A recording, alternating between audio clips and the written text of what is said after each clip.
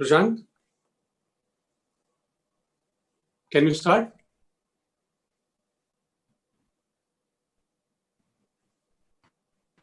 We can start, Pranav sir. Okay, I can't see recording yet, but I hope it is recording. It is, sir. It is being recorded. नमस्कार दोस्तों, सोमवार के दोपहरी AICC की press वार्ता में आप सभी का स्वागत है। आज का दिन विशेष है। कोरोना काल के दौरान कांग्रेस पार्टी मोदी सरकार का ध्यान लोगों को हो रही परेशानियों की ओर लगातार आकृष्ट कराती रही। खास करके गरीबों और श्रमिकों की समस्याएं अत्यंत हृदय विदारक रही, जिसके लिए हम समय समय पर एक मुश्त 10,000 रुपए और 6 महीने तक 7,500 रुपए की मांग करते रहे। साथ ही उनके लिए न्यूनतम 200 दिनों का रोजगार की भी मांग करते रहे। मनरेगा यूपीए सरकार का एक फ्लैगशिप कार्यक्रम था, जिसे गरीबी उन्मूलन के क्षेत्र में दुनिया का सबसे बड़ा और प्रभावशाली कार्यक्रम माना गया। आज कांग्रेस अध्यक्षा श्रीमती सोनिया गांधी ने भी अपने लेख के माध्यम से इसकी आवश्यकता को पुनः दोहराया है। इसी से संबंधित है हमारी आज की ब्रीफिंग। हमारे साथ हैं कांग्रेस पार्टी के वरिष्ठ नेता, सांसद, प्रवक्ता डॉक्टर अभिषेक मनु सिंघवी और साथ हैं हमारे national media coordinator Shri Mohammad Khan. मैं आप दोनों का स्वागत करता हूं और आग्रह करता हूं कि प्रेस ब्रीफिंग शुरू करें। धन्यवाद। नमस्कार दोस्तों, अपन शुरू करते हैं अपनी बात। मुख्य बिंदु है मनरेगा, और मैं शुरुआत करना चाहता हूं ये कह के कि मनरेगा की सफलता पर कभी इनकार तो कभी एक इकरार। सच स्वीकार करने में क्यों कतराती है मोदी सरकार?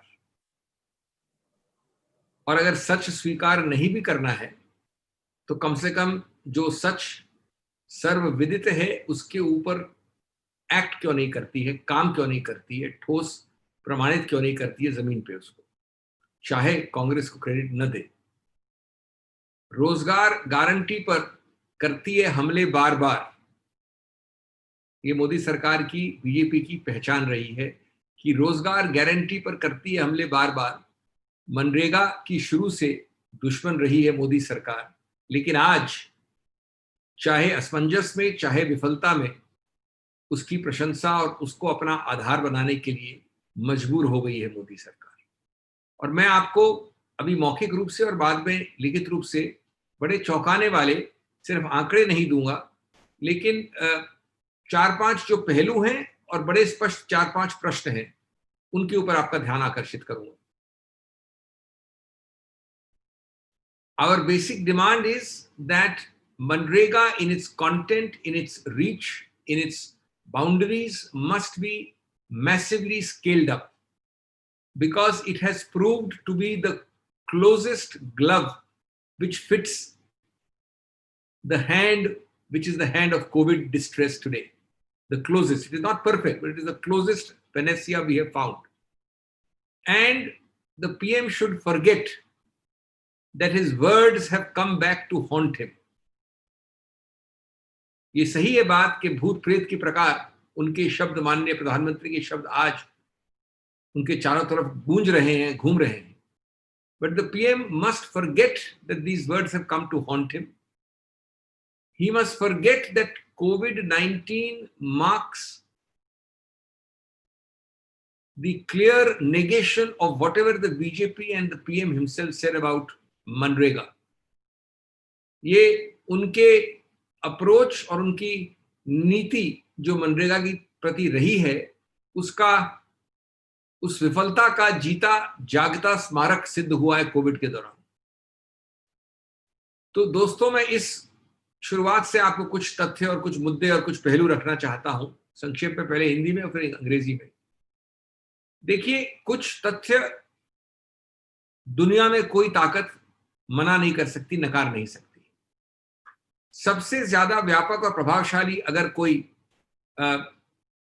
वेपन इजाद हुआ है कोविड की तकलीफों से सामना करने के लिए, तो लगता है गरीब के लिए कम से कम मनरेगा। मई 2020 में अकेले, एक महीने की बात कर रहा हूं, उदाहरण कई महीनों के लिए जा सकते हैं, बाद में जाएंगे। मई 2020 में अकेला 2.19 करोड़ घरों ने काम मांगा है इस स्कीम के अंदर, और 8 वर्षों में इतना बड़ा आंकड़ा मई के लिए कभी नहीं आया है 8 वर्षों में। हम उस बात की बात नहीं कर रहे हैं जिसको प्रधानमंत्री ने पार्लियामेंट पे, कहीं और नहीं, कहा था कि मनरेगा कोट अनकोट अंग्रेजी में कहा था लिविंग मॉन्यूमेंट ऑफ आईएनसी's फेलियर। लेकिन आज जब उन्होंने स्वच्छ भारत से कभी जोड़ते हैं उसको, कभी प्रधानमंत्री आवास योजना से जोड़ते हैं, कभी कोई और नाम देते हैं, अपनाने का प्रयत्न करते हैं परोक्ष रूप से।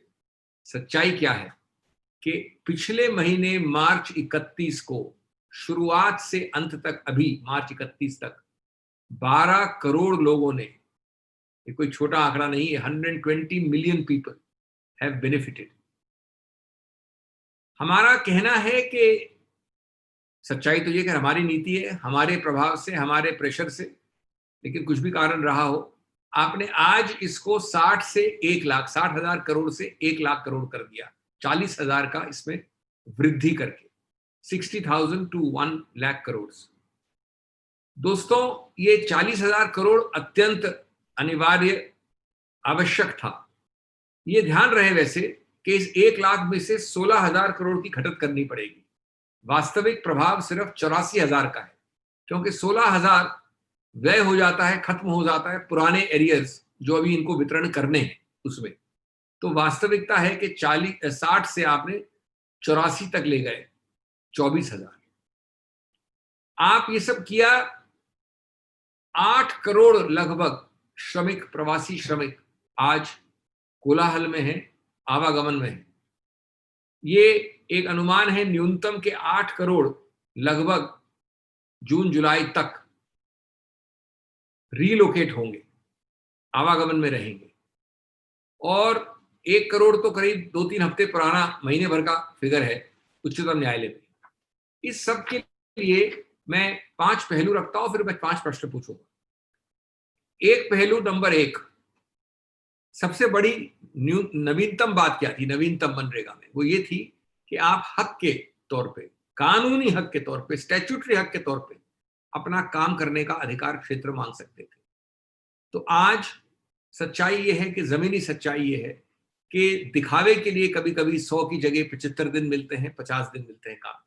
ये आवश्यक है कि कड़े से कड़े, कानून में बड़ा स्पष्ट है 100 दिन मांग पे देने पड़ेंगे, लेकिन केंद्र सरकार को चाहे वो कोई भी नीति अपनाए, डंडा सहित ये देखना है कि वास्तविक सही जमीनी सच हो 100 दिनों का, स्पिरिट में भी, लेटर में भी। नंबर 2, कोविड एक समय काल से बंधा है और एक क्षेत्र से बंधा हुआ है। यानी जब तक कोविड रहेगा और कोविड का जो बाद का दुष्प्रभाव है 6 महीने 1 साल, तब तक इसका समय काल रहेगा, तब तक इसका ज्योग्राफिकल रीच रहेगा। इन दोनों के लिए क्यों झिझक है मोदी सरकार को कि वो उसको, मनरेगा को बजट लिमिट से, सीमा से हटा दे। बजटरी सीमा अगर हटा दे, आखिर ये बजटरी सीमा हमेशा के लिए नहीं हटेगी, ये सिर्फ कोविड की तकलीफों के दौरान रहेगी। तो अगर 6-7 महीने, 8 महीने बजटरी सीमा हट जाए तो क्या गलत है? जमीन, गरीब, कमजोर, श्रमिक, इसके लिए ये सिर्फ एक सहारा है, और लोगों के लिए सहारा और भी मिल सकता है। तो no budgetary limit is the second facet. Third, ये कानून में लिखा है कि ग्राम पंचायत ये निर्णय करती है मनरेगा के विषय में, ये बनाओ, ये नहीं बनाओ, कितना बनाओ, ये ब्रिज, ये पाठशाला, इत्यादि इत्यादि। लेकिन हम भी जानते हैं और आप भी जानते हैं केंद्र सरकार कि जमीनी सच है कि ये वास्तविकता में पूरी तरह से परिवर्तित नहीं होता है जमीन पर।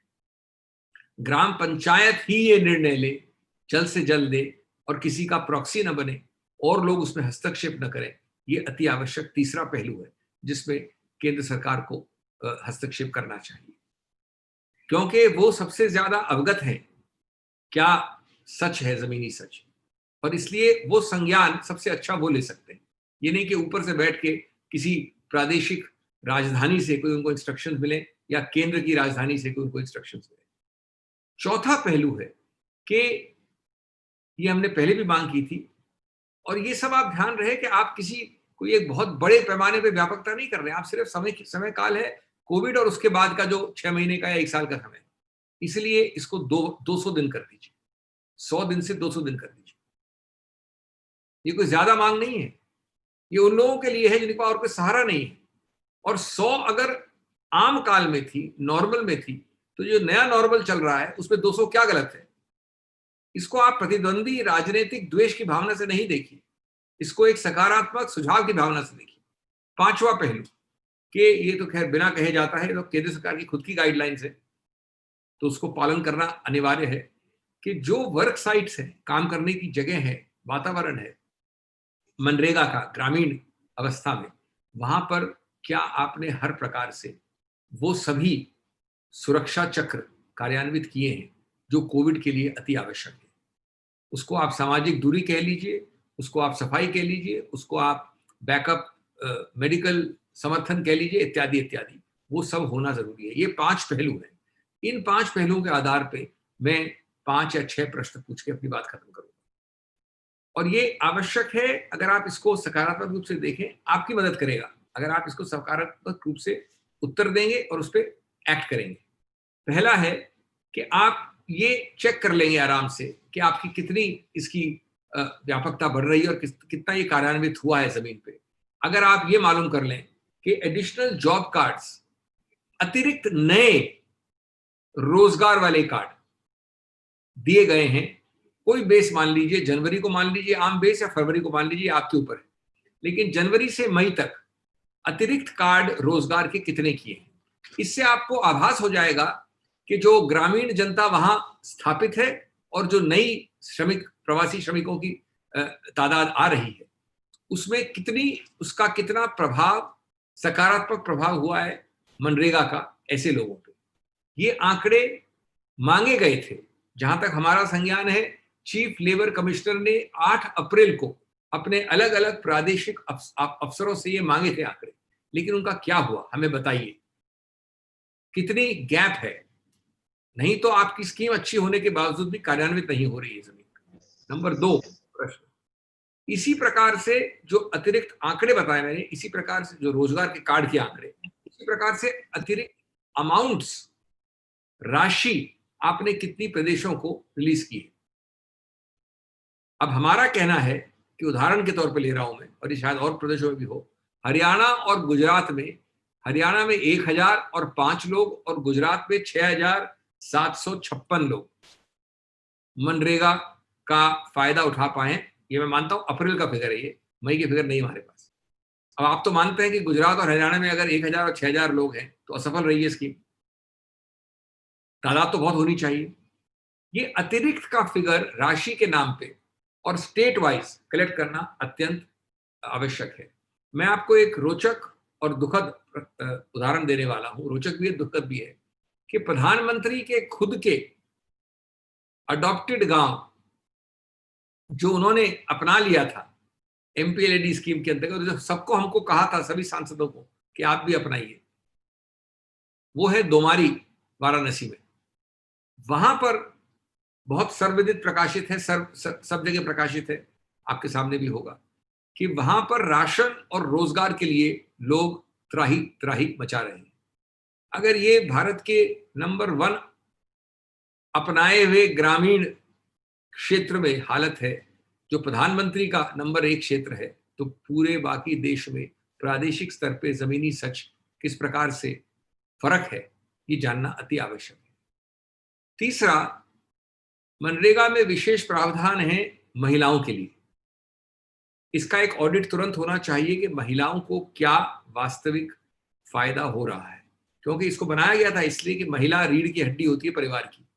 जब उसको आर्थिक सशक्तिकरण होता है, चाहे मनरेगा के थ्रू हो, तो वो पूंजी घर परिवार के फायदे में ज्यादा इस्तेमाल होती है।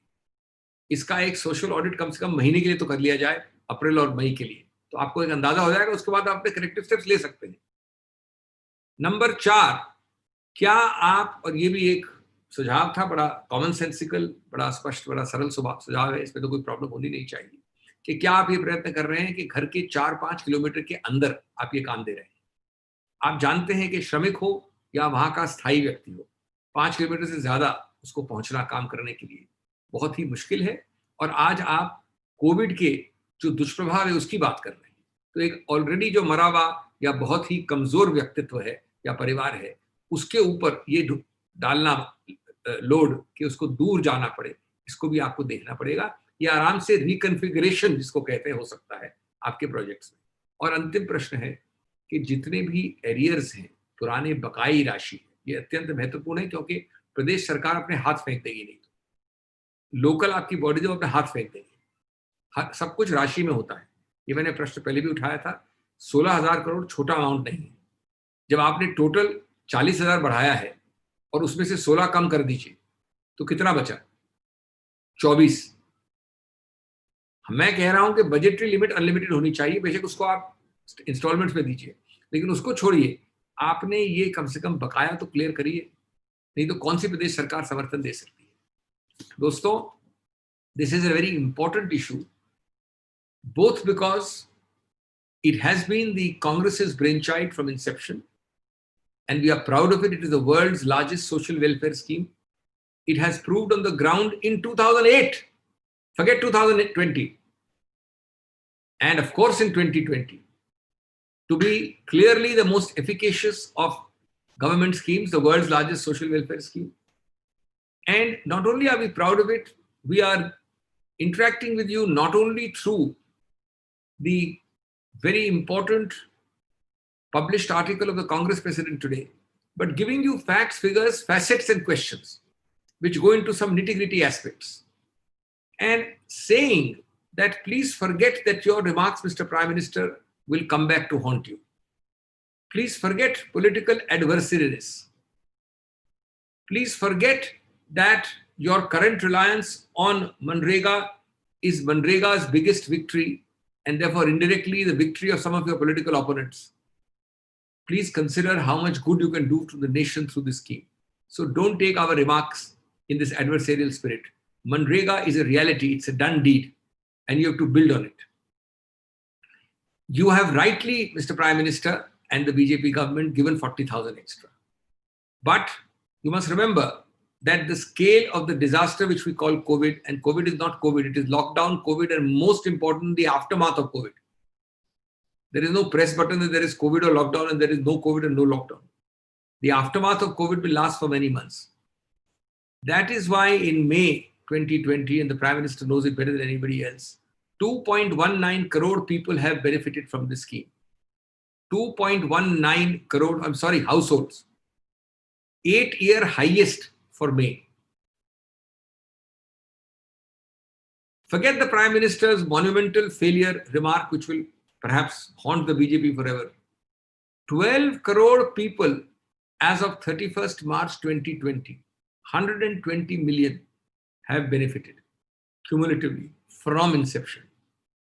And it's all right, we don't mind. Today you may give a new nomenclature, you may merge part of it with Swachh Bharat, merge another part with Pradhan Mantri Awas Yojana. We don't mind as long as on the ground changes are made. Third, we are proud that because of our sustained pressure, you have increased by 40,000 crores from 60 to 1 lakh. But there is a small jugglery here. 16,000 crores out of that 1 lakh has to be diminished because that is arrears for unpaid dues. So you actually given only 84,000 crores, namely a net figure of only about 24,000 additional.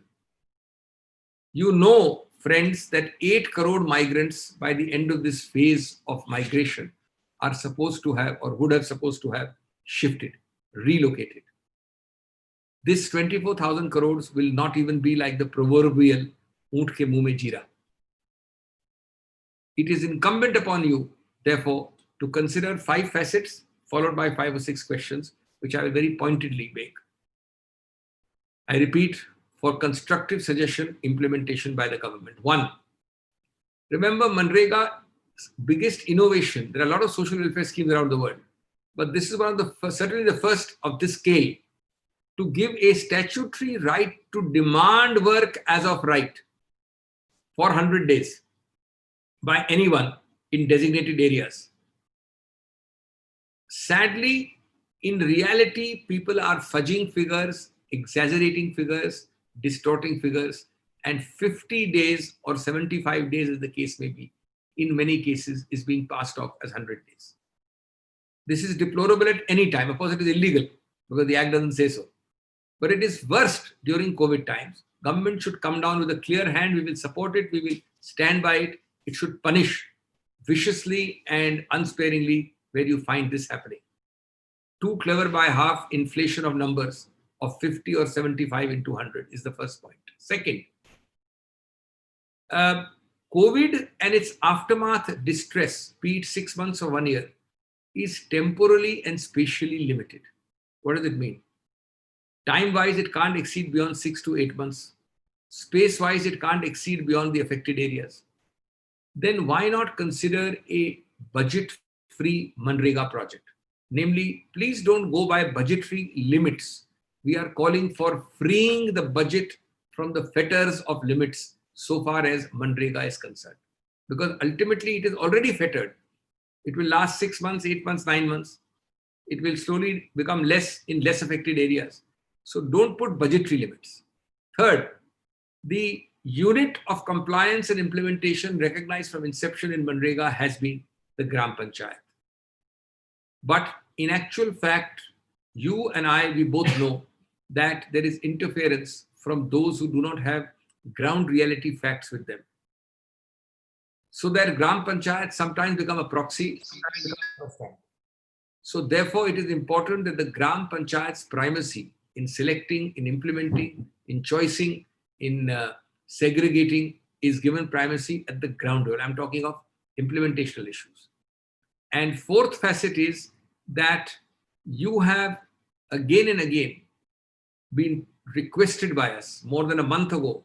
Congress President, Mr. Rahul Gandhi, so many others have requested you. Please consider for something limited for 6 months or 1 year, expanding the days to 200 days. Let me remind you that your own government in Bihar, through no less than the CM's office, has so demanded. 200 days instead of 100. अरे भाई, अगर normal time पे 100 दिन था, तो इस नए normal में 200 दिन में क्या abnormality है? There is nothing abnormal about 200 days during the new COVID new normal, where it was 100 days during normal times. Fifth facet is consider an advance. मैं हिंदी में बोलना भूल गया था आपको. Consider an advance of 10%. If you give me work for 100 days, give me advance money for 10 of the 100 days. Ultimately, you can cut it from my 100 days. I'm not going to ask for 110 days. Give me advance because these are people who survive on such cash in hand. You are going to pay me 10 days in advance, start me the work, and then adjust in the 100 days. These are simple but efficacious because we are talking of the bottom layer. The Shramik Pravasi who has moved, and the pre-existing people there who are hand to mouth. Friends, let me end by asking 5 or 6 basic questions, which are intended to be supportive and helpful if you, the government, ask them and get the data. Share it with us. You will be helped, country will be helped. Question 1, how many additional job cards? Namely, take a base of January or February. How many additional job cards have you issued? From then, come in May, let us say. You know the broad figures of the affected people, the migrants. You can compare that if your job cards are not up to the mark, that means Manrega needs to be pushed more and more. In fact, to the best of our knowledge, the Chief Labour Commissioner on 8th of April wrote to its 20 regional offices asking for this data. We would earnestly, with folded hands, request the government to share it and then to act on the gaps which will be reflected in this data. Second, you need to ensure that certain states which are grossly lagging behind get proper releases and pushes for Manrega. To the best of our knowledge, we have reports for April 2020 and we are updating it for May, but we don't have the figure. April 2020, Haryana had 1,500 persons and Gujarat had 6,756 persons. It is obvious that this is not even a drop in the ocean. It is obvious that if these figures are correct, then Manrega is not being utilized. The government must do this audit and act immediately. Let me tell you a sad but also a telling example. Domari, Varanasi is the village adopted by the Prime Minister. I would call it village numero uno. It is village number 1 in India. It's a Prime Minister adopted village. There are published articles which all of you have seen, both today and earlier, which talk about desperation for rations and employment. If this is the situation in the Prime Minister's numero uno village, then obviously you must use Manrega, not only there, but elsewhere. Manrega can't be put to good use if this is the report which is coming from there. Thirdly, Manrega has special provisions for women. A woman empowered even partially by 100 days of work is security for the whole family. Less wastage, less leakage, more saving. What are the audited figures for that? How much of this COVID largesse is actually being going into the hands of women? This is crucial empowerment for the whole family, not for the woman alone. Fourth, and this goes along with the central government's guidelines, work should be in the vicinity. In these terrible times, with persons already devastated, it is unreal to expect them to walk more than 4 to 5 kilometers. So only a simple reconfiguration of projects, a reallocation. Projects will be same, work days will be the same. It's a reconfiguration according to population densities. Should try to be given within 4 to 5 kilometers. And last but not the least, it is where the shoe pinches. The point which I said earlier, I come back to. Your grand announcement of 40,000 crores is welcome. In actual fact, it is only 26,000 crores additional. Today, you need to immediately disperse the arrears to the states. States are hand to mouth. They will never be able to implement such schemes unless the arrears are dispersed and distributed. Friends, let me end by saying that today the past is past. Today, the unmatched value of a people-centric scheme like Manrega is undeniable. Let us celebrate together. Let us act on this and get away from the narrow confines of the prism of narrow political loyalties. Friends, we'll have questions, but just one quick point I should mention to you, that for some time now, we've had a Speak Up India Warriors scheme. It was intended to channelize the voice of the country through media platforms and through technical platforms. It is to involve people in the Speak Up India campaign.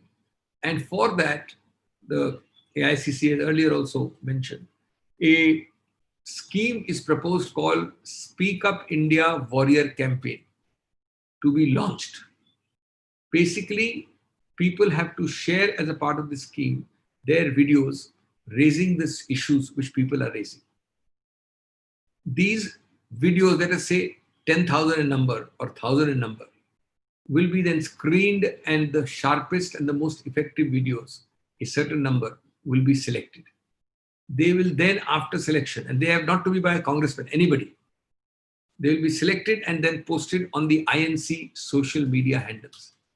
And there are people who have participated, who are motivated by public good, who can make these sharp, effective videos. All details will be available, are available on the site, and we will request you. Lastly, but not the least, a number of the people selected will be given a further chance to represent the Congress party as media panelists in TV debates at the state level and partly also in the AICC level, depending on the decision of the coordinating committee. But friends, this is an important thing for you to remember, and we will repeat it in different press conference, but the scheme is a proposed scheme and we need your cooperation, and through you, that of the public. अब हम प्रश्न उत्तर करते हैं, उसके बाद बाकी बात करेंगे. धन्यवाद sir for exhaustive suo moto. I will request question first from the suo moto. शुरू में suo moto से ही सवाल पूछो, उसके बाद अन्य प्रश्नों को हम लेंगे. मैं आग्रह करूंगा. सैयद, क्या आपका प्रश्न suo moto से है? नहीं, मेरा suo moto से नहीं है. मैं ओके, तो इंतजार कर लेते हैं. मैं पहले आग्रह करूंगा मित्रों से कि बिलाल जी अनम्यूट करिए. सर, जिस तरह से इसकी धनराशि बढ़ाई गई मनरेगा की 40,000 करोड़, जैसा आपने भी बताया, और आज कांग्रेस अध्यक्ष सोनिया गांधी ने इसको लेकर एक आर्टिकल भी लिखा है, और उसके बाद आपकी ये प्रेस वार्ता, तो क्या आप मानते हैं कि एक प्रकार से कांग्रेस की सामाजिक दृष्टिकोण से कि ये राजनीतिक जीत है? नंबर 1. नंबर 2, जिस तरह से आपने मनरेगा के सवालों को उठाया, क्या ये दबाव का नतीजा है या परिस्थितियों के वश ऐसा किया गया है? देखिए, आपके करीब करीब हर वाक्य और हर शब्द से मैं सहमत हूं, लेकिन मैं इसमें कोई राय नहीं हो सकती कि किसकी ये उपज थी, किसकी सोच थी, किसका कानून था, किसने कार्यान्वित किया, ये सर्वविदित है। इसलिए इसको दोहराने की भी आवश्यकता नहीं है। कोई देश में लोग अंधे और बहरे नहीं है जो नहीं जानते हैं। अब रही बात क्रेडिट लेने की, हमें अपेक्षा नहीं है इसकी, हम आशा भी नहीं करते, न विश्वास है हमें किसी रूप से। लेकिन हमने बार बार कहा है कि आप इसमें लिख दीजिए कि ये मोदी जी की स्कीम है, तो भी इसको कार्यान्वित करिए जो व्यापकता हमने बताई है उसके साथ। नंबर 3, इसमें कोई संदेह नहीं है कि व्यवस्था है। अगर व्यवस्था नहीं होती तो जिसको एक महा असफलता कहते, आज वही आपका आधार है। अगर आप देखें, ये ताश के किला जो बनाया है, ताश का किला 20 लाख, उसमें सबसे ज्यादा जो जमीनी प्रभाव है वो एक स्कीम का है। 20 लाख करोड़ बन जाता है, 5 लाख करोड़ उसमें सब मॉनिटरी में हटाने के बाद, और 5 लाख में से आता है सीधा इसके ऊपर, स्कीम के ऊपर। तो इसलिए तो जाहिर है। लेकिन मैं बार बार कहता हूं कि वो बातें हो गई। आज सोनिया गांधी का जो टाइटल है आर्टिकल का, श्रीमती सोनिया गांधी का, उसमें भी लिखा है कि ये बीजेपी और कांग्रेस की तू में छोड़ो, आपको अगर क्लेम करना है तो आप क्लेम करो, लेकिन काम तो करो। 200 दिन, राशि बढ़ाना, महिलाओं को देना, ये सब कार्यान्वित करने वाली बातें हैं। धन्यवाद। धन्यवाद sir. Sunil Prabhuji, is it on your the question is on suo moto or some other subject? It's suo moto, which the last point which Mr. Singhvi spoke Okay. up about Speak Up India. So if I may be permitted, I can ask please. Mr. Singhvi. You spoke, Mr. Singhvi, about Speak Up India. There is also Speak Up Congress. Mr. Sanjay Jha has reflected what you have also been saying with Mr. Shashi Tharoor and others. How do you respond to this Speak Up Congress within the party? You may, Mr. Prabhu, not win the Speak Up India award, but I certainly give you the Innovative Questioner award. I swear, I agree with you, sir, on this. Questioner, you fooled Pranav Jha just now into linking it to a suo moto. Imagine. So you have fooled me, except that I am a little cleverer, that my friend has answered it yesterday and requires no response to you at all. Mr. Makan answered it. Perhaps you were missing or did not read it. Thank you, sir. But I wanted to know, because you are the one who started the whole process with Mr. Tharoor and others about, the rejuvenation of the Congress party. That has been forgotten now. So that is the reason why I wanted to know, is there still, because he has given food for thought on Sunday, Mr. Sanjay Jha, after turning corona positive negative. During that period, he says we will go into political obsolescence. So I wanted to know whether the Congress party has a future. You already got the award. Why are you persisting? You won't get a different answer from me. Thank you, sir. We'll move to the next question. आप और जो लोग सवाल पूछना चाहते हो, सो मोटो पे अगर कोई सवाल हो और तो पूछ लें।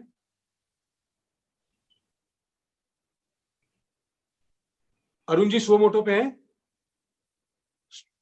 आप म्यूट हैं। ये सुओ मोटो पे नहीं है मेरा, तो राहुल गांधी ने जो चीन पर ट्वीट किया उस पर। मैं करना चाहता हूं जी। हाँ जी, मुमताज जी। हाँ जी, सिंघवी साहब, अभी आपने देखा होगा सुप्रीम कोर्ट में, जब सुप्रीम कोर्ट ने पूछा कि जो मजदूर शहर से गांव जा रहे हैं उनकी तादाद क्या है, तो हुकूमत बता नहीं पाई है। जब हुकूमत इतने पिछले 2.5-3 महीने में ये नहीं कर सकी है कि वो एक तादाद कम से कम समझ सके। आप जरूर कह रहे हैं 8 करोड़, कोई 4 करोड़ कह रहा है, कोई 12 करोड़ कह रहा है, लेकिन जब तक एक फिगर नहीं आएगी तब तक कैसे एक मुनज़्ज़म तरीके से किसी चीज को नाफिज किया जा सकता है, लागू किया जा सकता है? ऐसा है, आप वजह फरमा रहे हैं, यद्यपि ये सीधा सुमोटो सवाल नहीं लेकिन संबंधित है निकट रूप से।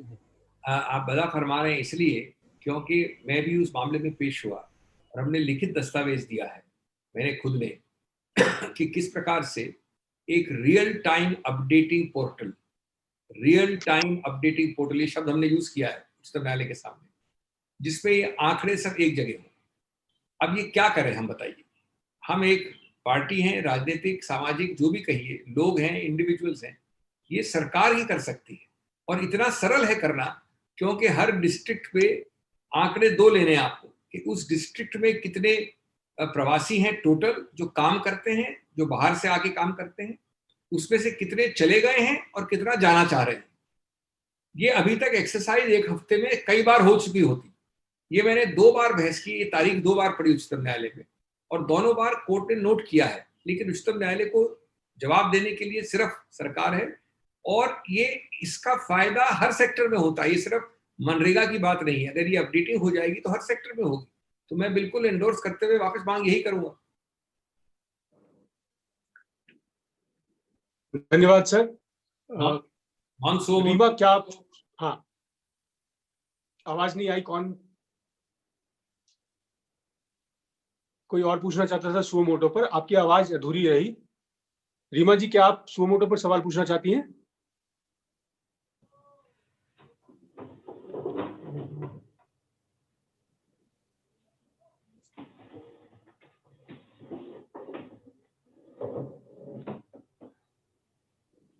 आपकी आवाज नहीं आ रही।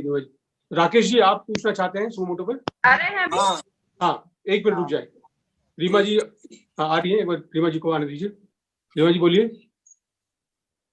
ये मेरी क्वेश्चन ये है, बहुत एजुकेटेड लोग भी अभी आ रहे हैं, मनरेगा में ज्वाइन कर रहे हैं, बहुत एजुकेटेड लोग, जहाँ पे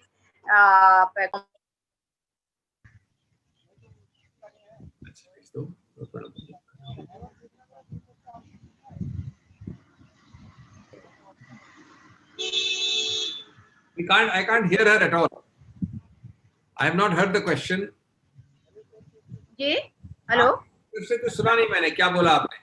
I will repeat, sir. She is asking कि आजकल जो है बहुत पढ़े लिखे लोग हैं, वो भी मनरेगा में अपने काम के लिए जो है अप्लाई कर रहे हैं। So how do you react? देखिए, ये बात तो सत्य है, और इस बात के सत्य का अभिप्राय क्या है? अभिप्राय बड़ा सरल है कि कितनी तकलीफ है देश में, उसको सिर्फ ग्रामीण और नॉन ग्रामीण में आप बांट नहीं सकते। ये तकलीफ है, ये दर्द है, और ये एक बड़ा विशेष रूप का दर्द है। जिस इंजीनियर ने 10 साल, 5 साल, 8 साल पढ़ाई लिखाई करके वो इस तकलीफ में है, तो ये सही रूप से एक ऐसी वेदना है जिसको आपको ध्यान देना चाहिए, अंडरलाइन करना चाहिए। लेकिन कम से कम ये तो सोचिए कि ऐसे लोगों को कुछ तो कुछ मिल रहा है ना, आषाढ़, कुछ समर्थन, कुछ आधार। अगर ये भी नहीं होता तो जिस आदमी को कोई न शिक्षित पोस्ट और न अशिक्षित पोस्ट मिल रही है तो क्या करता? और मैं एक बहुत महत्वपूर्ण वाक्य बोलना चाहूंगा, यद्यपि आपका प्रश्न नहीं है, कि ये मनरेगा की पूरी जो ब्रीफिंग ली मैंने, इस पे जोड़ना आवश्यक है कि ये हमारी विश्व की सबसे बड़ी समाज कल्याण की स्कीम क्यों थी। क्योंकि सच्चाई ये है कि जितने भी आप ढिढोरे पीटे, जितने भी आप गालियां दें, नेहरूवियन समय से लेके हर नॉन बीजेपी, नॉन प्रधानमंत्री को तुच्छ समझे, सच्चाई क्या है? 2005 से 2015 के बीच में 27 करोड़ भारतीय नागरिक, that is 270 million, have been lifted out of the poverty line. गरीबी रेखा से ऊपर लाए गए। गरीबी रेखा एक सरकारी रेखा होती है, मेरी और आपकी रेखा नहीं है। और कभी पहले न कभी बाद में, इस 10 साल के कार्यकाल में कभी भी जितना हुआ, उसके कभी भी किसी 10 साल के कार्यकाल में कभी भी नहीं हुआ किसी सरकार द्वारा। कारण भी बहुत हद तक मनरेगा जैसी, सिर्फ मनरेगा नहीं, कई ऐसी और स्कीम है, फूड सिक्योरिटी अलग है, ये है, वो है, मैं भी उसके ऊपर नहीं जा रहा हूँ। लेकिन ये सब चीजें हैं जिससे हमारी प्रेरणा आती है, हमारी सोच आती है। Question related to suo moto. Can I put my question? I have related question to suo moto. Can I put? हाँ, पूछो मैं सर। हाँ, ये एक मिनट अब्दुल भाई, अपने बारी का इंतजार करिए, हम आएंगे आपके पास, डिस्टर्ब मत करिए, मैं आऊंगा आपके पास, इंतजार करिए। अच्छा, नहीं, सो मोटो पर ही पूछ रहा था मैं, सो मोटो पर पूछ रहा था मैं इंतजार करिए, मैं आता हूं आपके पास। सैयद INS से आइए, सवाल पूछे। सर, आपने मनरेगा का जिक्र किया, लेकिन कल अमित शाह ने बिहार में एक बहुत बड़ी वर्चुअल रैली की है। शायद पैंडेमिक को भूल गए, लेकिन उन्होंने कहा है कि गरीबी नहीं गई कांग्रेस के 70 साल के राज में, और इंदिरा गांधी तक को टारगेट किया है। नंबर 1। नंबर 2 ये सवाल है कि गुजरात में जिस तरह से खरीद फरोख्त हो रहा है, तो आपको क्या लगता है कि 2017 का रेपुटेशन है और कांग्रेस उस हिसाब से तैयारी करे राज्यसभा पोल्स के लिए? देखिए, कुछ लोग अपनी डीएनए से बाज नहीं आ सकते क्योंकि उनके डीएनए में लिखा होता है कुछ चीज। आज की सत्तारूढ़ पार्टी में लिखा है हर चीज में, हर पत्ते में, हर पेड़ में, हर व्यक्ति में, हर जानवर में राजनीति लिखा है, और वो भी सस्ती दर्जे की राजनीति। जिस प्रदेश में उनके नंबर कमजोर हैं, एक बार नहीं 10 बार उन्होंने नंगी खरीद फरोख्त की है। मेरे को इससे कहने में कोई झिझक नहीं है। जो उनमें से कुछ केसेस सुप्रीम कोर्ट तक पहुंचे हैं किसी और कारण से, उनमें मैं खुद पेश हुआ। और आज ये दुर्भाग्य है इस देश का कि कानून में एक लैकुना है। देखिए, अगर मैं इस्तीफा दे दूं और साइज असेंबली का कम हो जाए तो इसको लैकुना भी नहीं कह सकते, ये तो आपको परमिटेड है। तो इसलिए हर प्रदेश में जहां बीजेपी को एक आडंबरित आर्टिफिशियल मेक बिलीव मेजोरिटी बनानी होती है, वो असेंबली की साइज छोटी करने का प्रयत्न करती है। हमने कई जगह रोका, मैं खुद पेश हुआ, कर्नाटक से लेके महाराष्ट्र तक। कई जगह ऐसी स्थिति आती नहीं है कोर्ट तक जाए। तो ये शर्मनाक बात है, लेकिन जो पुरानी कहावत है, वो वर्ड शब्द का इस्तेमाल नहीं करूंगा, वो अपने कारनामों से बाज नहीं आता। दूसरा, मुझे तो हंसी भी आई और आनंद भी आया अमित शाह जी की रैली के बारे में सुन के। हंसी इसलिए आई कि एक ही वाक्य में अमित शाह जी ने बोल दिया कि ये राजनीतिक नहीं है, और अगले वाक्य में कहा कि नीतीश कुमार जी जरूर आएंगे तीसरी बार। अब मैं तो ऐसी भाषा ना समझता हूं, न मेरे में इतना विवेक है कि मैं इसको समझ लूं और संज्ञान ले लूं उसका कि क्या मतलब है इसका। ये भी पढ़ के दुखद प्रसंग लगा मुझे, बहुत ज्यादा दुख हुआ कि कहते हैं कि लाखों टीवी स्क्रीन्स लगाए गए और लाखों मोबाइल फोन्स वितरण किए गए। जो प्रकाशित एस्टिमेट्स हैं, अगर आप उनके अलग अलग क्षेत्रों से उनका मल्टीप्लिकेशन करें तो लगभग 10,000 रुपए भी माने एक केस में टीवी स्क्रीन और मोबाइल को मान के, जो कि कम मान रहा हूं मैं आंकड़ा, तो 110 या 150 करोड़ की राशि का इस्तेमाल किया गया है इस अराजनीतिक रैली के लिए। और वो कोविड के वक्त जहां आप पैसे पैसे को गिन रहे हैं, न आप 110 करोड़ कम कर रहे हैं यहां पर, जो हमारा क्लियर स्पष्ट आरोप है आपके विरुद्ध रैली के विषय में, न आप सेंट्रल विस्ता बंद कर रहे हैं। हाँ, फिस्कल स्टिमुलस देने को तैयार नहीं है। वहां पैसा याद आ जाता है, वहां समय सीमा, पैसा सीमा सब याद आ जाती है। तो ऐसी दुर्भाग्यपूर्ण स्थिति, ऐसे एक विकृत सोच का क्या कहें। धन्यवाद सर। अरुण सिंह, नेटवर्क 18 से। Can I do one thing, Pranav, with your permission? जी sir. The last thing, because this is the same thing which will be asked. Okay. Let me just repeat it, Fred, very quickly. Otherwise, it will be repeat questions. Okay. Let me tell you that there is, in some people, some parties, some individuals' DNA, written and ingrained, unchangeable, a political equation. The ruling party is one of them. For the ruling party, COVID be damned, distress be damned, a virtual emergency in the country be damned. They have repeatedly, not once, now established in the vocabulary of India that the way to win assemblies where they have no chance of winning certain seats is to diminish the size of the assembly. Yes, it is a bit of a lacuna in law, but law is made for well-intentioned, sensible, good-spirited people. Law cannot take care of every lacuna. You cannot prevent me from resigning. The idea of our lawmakers was that people would operate the law bona fide, not malafide, as this government and its factotums operate in every state.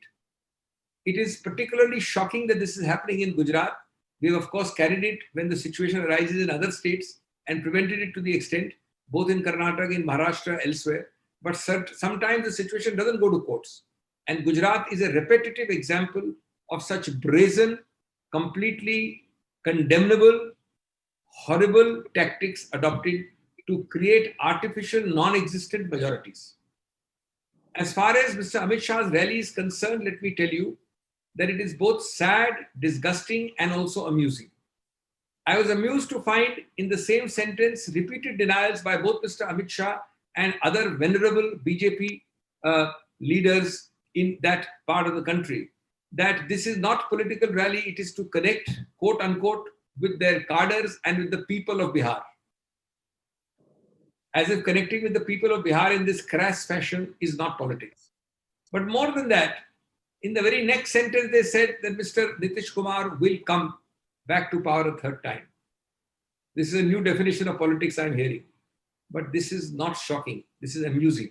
What is shocking is that there are several reports which count an average of at least 10,000 rupees per TV screen, hundreds of thousands of TV screens, and an equal number or a larger number of mobile phones were liberally and generously distributed to lakhs of people.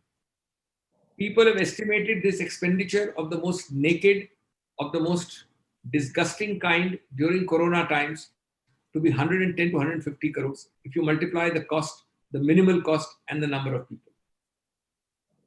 Is it not disgusting that there is no fiscal stimulus? Limits and budgetary limits come only when there are things like Manrega, but there are no limits for Central Vista. There are no limits for Mr. Amit Shah's rallies. There is no accountability. It is sad and disgusting and condemnable. And I think the whole country is seeing the worst idiom of politics during Corona times with crocodile tears from the ruling party and doing just the opposite. Thank you, sir. Hello जी sir, एक छोटा सा सिंघवी साहब, एक छोटा सा स्पष्टीकरण है और उसके बाद मेरा सवाल है। स्पष्टीकरण ये है कि आपने 110 से 150 करोड़ की बात कही थी, शायद लाखों स्क्रीन लगे, लाखों मोबाइल गए और 10,000 मानू तो 110 से 150 करोड़ के आसपास आपने कहा था। क्या कहा था आपने एग्जैक्टली? ऐसा है, मैंने ये अनुमान लगाया है 10,000 की राशि लेके टेलीविजन के लिए। 10,000 की राशि टेलीविजन के लिए मैं समझता हूँ न्यूनतम से न्यूनतम में सही नहीं है, लेकिन मैंने माना है। और मैंने टेलीफोन का इस पे काउंट नहीं किया है, टेलीफोन का और होगा 2-3 हजार कम से कम। तो मतलब 150 करोड़ कह सकते हैं ना आपके मुताबिक सर? उसको 110 से 150 कहे, मैं क्या कहूँ, लेकिन ये बहुत ही एक गंदा। ठीक है सर, मेरा सवाल, मूल सा प्रश्न ये है, राहुल गांधी ने जो चीन की स्थिति को लेकर ट्वीट किया अमित शाह के उस बयान पर कि अमेरिका और इजराइल के बाद हिंदुस्तान की सीमाएं सबसे ज्यादा सुरक्षित हैं और दुनिया ये बात मानती है, उस पे आपसे सवाल पूछना चाहता हूँ। एग्जैक्टली आप लोग क्या जानना चाहते हैं सरकार से? इशारों में क्यों बात कर रहे हैं? इशारों में बिल्कुल बात नहीं कर रहे हैं। मैंने पहले भी कहा, आपको वापस मैं स्पष्ट बोल रहा हूँ, इससे ज्यादा स्पष्ट क्या हो सकता है? हम खड़े हैं राष्ट्र सुरक्षा, देश की अक्षुण्णता पे लास्ट अंतिम मील पत्थर तक। सरकार से ज्यादा आगे हैं हम उसके लिए, हमें इस पे कोई दो राय नहीं है, दो सोच नहीं है। लेकिन हमको भी तो आप देशवासी समझिए। हम एक जिम्मेवार राजनीतिक पार्टियों में, हमारी पार्टी की बात नहीं कर रहा हूं मैं, सभी प्रादेशिक और विपक्ष की पार्टियों की बात कर रहा हूं। आपने क्या हमको आज कितने किलोमीटर चीन अंदर आई, नहीं आई, कितने किलोमीटर की मांग नेपाल कर रही है, इत्यादि इत्यादि, उसके बारे में हमको आपने विश्वास में लिया, कॉन्फिडेंस की रेखा जो है बढ़ाई। आप उसमें सीमाएं रखिए, कितना देना है बताना है, कितना नहीं बताना है, कितना छुपाना है, कितना कब बताना है, वो भी आप ही निश्चित करिए। लेकिन जब तक आप हमें कुछ नहीं बताएंगे तो आप क्या स्पष्ट पूछ रहे हैं मेरे से? मैं क्या स्पष्टता दूं आपको? हम देश के लिए, हमने भी आखिर अगर भाषण किया है तो हम देश के हित की बात करते हैं। आप ये पहेलियों में जो आपने शब्द इस्तेमाल किया मेरे दोस्त, वो पहेलियों में बुझा रहे हैं सरकार। हम तो स्पष्टता चाहते हैं आपकी तरह, लेकिन स्पष्टता आप हमको, लीडर्स के कुछ ग्रुप्स को, नुमाइंदों को, छोटे ग्रुप्स को, सब कमिटीज को आप निर्णय करिए, लेकिन किसी फॉर्म में तो लाएंगे ना। आप तो कुछ करते, आप तो समझते हैं कि हम प्रतिद्वंदी हैं, आपके भी, देश के भी। इस देश में सिर्फ एक ही पार्टी और एक ही प्रधानमंत्री है, एक ही पार्टी का, एक ही रंग का। Sir, if you can repeat this in English, please. Would it be possible for you to repeat this in English as well? Yes, Thank you. I'm glad you asked me. Let me be clear that the lack of clarity, the deliberate conscious ambiguity and equivocation is entirely that of the government. And you will see from my reply in less than 30 seconds how ambiguous the government is. Let me start by saying that there should be in nobody's mind the slightest doubt, vestige of doubt, that we stand with the government, with the people of this nation, with the country, beyond the last mile on India's security, borders, integrity, and so on and so forth. That is a something which is part of our inherent thinking. It is not something to be even stated to you. But it is you who are treating us in this step-brotherly or step-motherly fashion. It is for you to decide how much you want to share, when to share, in which committee to share with some nominees of each party. But you have treated us as if we are enemies just because we are political adversaries. It is time that you shared with us, under whatever conditions you like, what is the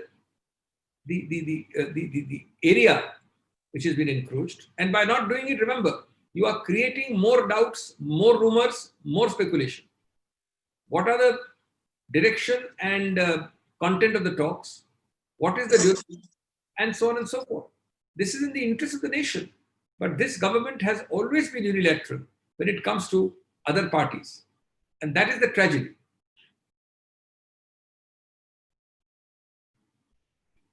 Thank you, sir. Anand ji also had a following up question. So my question is not related with the press conference. It's about the PM CARES Fund, about which there have been a number of RTIs. And interestingly, in the RTIs, the government, the reply which has come, it says that the PM CARES Fund is not a public authority and hence it doesn't come under the ambit of RTI. So no answers would be entertained. What do you think, sir, at a time when large amount of donations are being made, and that too by public service, public sector undertakings, the PSUs, what do you think that absence of a transparency in such a fund would be detrimental to the fund? But the government has been maintaining that the money is being used to buy ventilators, some 2,000 crores are being spent on that. You are, my friend, you are using the mildest words of extreme moderation. I think your words multiplied by 1,000 will not be sufficient for this brazen, callous display of lack of accountability. Whether this is a more brazen, blatant, or the bearer bond scheme is more brazen and blatant, I don't know. But both are disgustingly non-transparent. Kindly consider, you have created a republic of the Prime Minister. It's an unaccountable republic of the Prime Minister's PM CARES funds. That unaccountable republic, A, has no CAG audit. B, is not subject to RTI. C, may or may not, according to reports, get exemptions. Most probably it does, which Prime Minister's own relief fund of 72 years does not get. D, is not available for state chief minister's funds, but is available for PM fund. So you are diverting monies which states sorely need into this fund. E, whenever you ask a question, you are met with a wall of silence. Now, short of doing something drastic, which in a democracy we don't believe in, how do you get accountability? And are you not using words of studied moderation? If you add up my ABCD, is it not an extreme example of complete fraud on the public of India by no less than the government of India?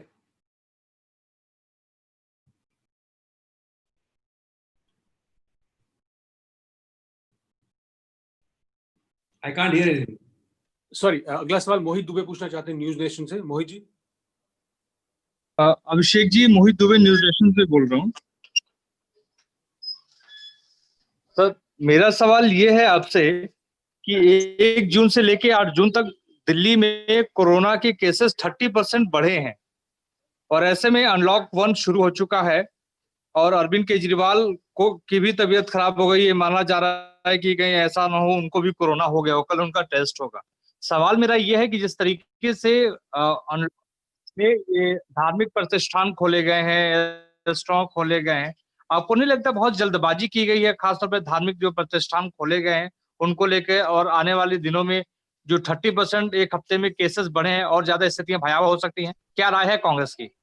मैं दोहराना नहीं चाहता क्योंकि कल ही शाम को हमारे आपसी विचार विमर्श के बाद मेरे मित्र श्री माकन ने विस्तृत रूप से इस विषय पर टिप्पणी की थी. कल शाम तक का पोजीशन आपके समक्ष है, उसमें आंकड़े हैं. मैं बिल्कुल 100% सहमत हूं आपसे कि स्थिति अत्यंत शब्द चिंताजनक है, घबराने से ज्यादा आगे पहुंच गई है और मैं मुख्यमंत्री को अपनी अच्छी शुभकामनाएं देता हूं कि वो जल्द से जल्द ठीक हो जाए। वो बात नहीं है, मुख्यमंत्री का ये मुद्दा नहीं है, ये दिल्ली की बात हो रही है। और दिल्ली में जो नीति है वो आकस्मिक है। संडे को निर्णय होता है कि किस प्रकार से ये मॉल्स और दुकानें और बॉर्डर्स का नियंत्रण होगा। एडहॉक है, जिगजैग है और अत्यंत चिंताजनक है। और हम बार बार आपको इसके विषय में अवगत करवाएंगे। कल लेटेस्ट हमने शाम को किया है और अभी फिर 1-2 दिन में वापस करवाएंगे। निश्चित रूप से ये बहुत ही एक ऐसी चीज है जिसमें लगता है कि कोई समझ, कोई सोच, मध्यम समय की भी सोच और कोई एक दूरगामी सोच नहीं है। धन्यवाद sir. Last question, Sandeep Swarnkar from वर्तमान। Sandeep, are you there? So I too have an added question, if you allow me. Yeah, please come in. I think Sandeep is not there.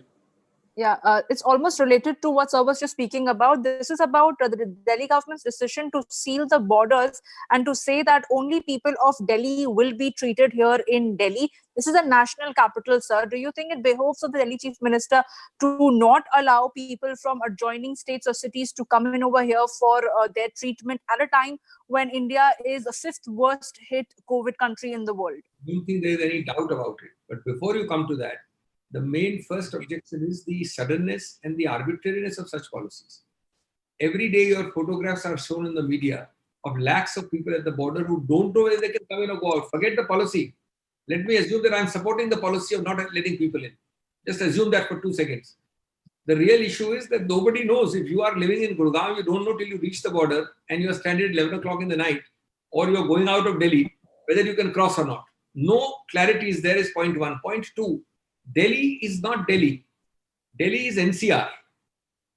The whole concept of NCR is one single administrative and working unit, not in the legal sense, but in a practical sense.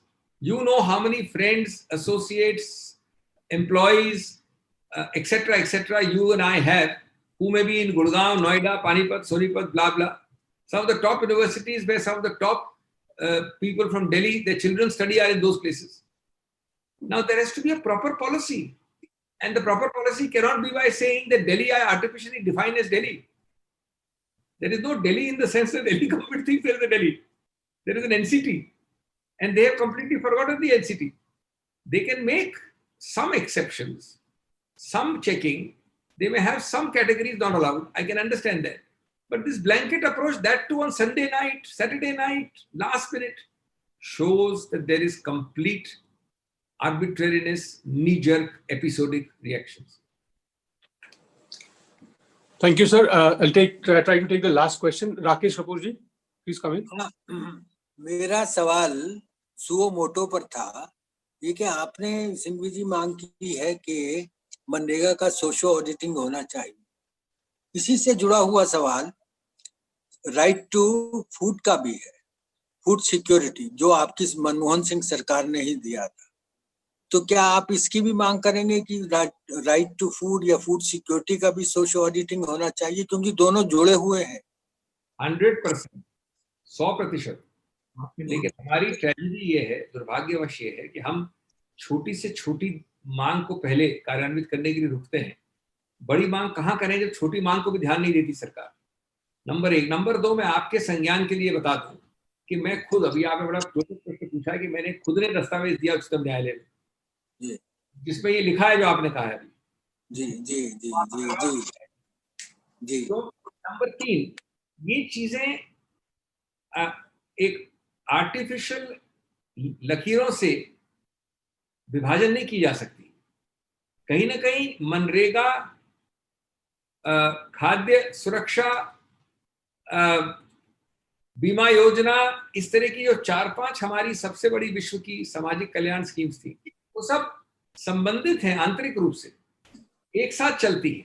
हमारे वक्त एक साथ चल रही थी, इसलिए आपने देखा कि 271 मिलियन 27 करोड़ लोग गरीबी रेखा से ऊपर उठे। अब मैं ये समझ सकता हूं कि आप 20 करें अगर मनरेगा तो 19 करें खाद्य सिक्योरिटी, 18 करें, 15 करें, ये मैं मान सकता हूं। लेकिन इनका प्रभाव दुगना होता है अगर ये साथ साथ की जाए, दुगना नहीं चौगुना होता है अगर साथ साथ की जाए। लेकिन अभी तो हमको मनरेगा की आंशिक रूप से नहीं मिल रही है उत्तर, तो आप खाद्य पदार्थ की क्या बात करें। यद्यपि ये जो आपने कहा है मेरे लिखित रूप से मांग की है उच्चतम न्यायालय के रिटन सबमिशंस में। Okay, Thank you, sir. It's been more than an hour and you took many questions. Thank you very much. Thank you so much. Thank you everyone for joining. Thank you. Thank you, sir.